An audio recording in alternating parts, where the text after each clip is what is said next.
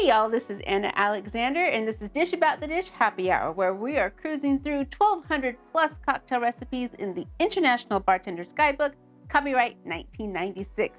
And today is a new to me recipe that looks actually really easy to put together, the Americano.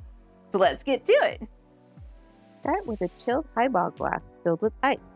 Add 2 ounces of sweet vermouth, 2 ounces of Campari, and topped with chilled club soda. Add your twist of a lemon or orange peel, making sure to rub the essence around the lip of the glass. And there you have it, your Americano.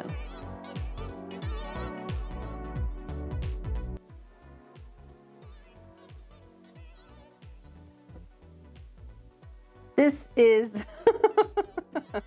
I'm imagining poker games, dark, cozy hotel lobbies. It's a little bitter at the end. I'm thinking that's the Campari. Total dark and smoky cocktail bars. This is your drink. If you are a fan of Americano, I would love to hear why this is your beverage of choice, and also tell me if you've given it a try as well. Thanks so much for joining me all. If you haven't already, please hit subscribe, even a like, and give me some other of your favorite vermouth-based cocktails. Thanks so much, and until next time.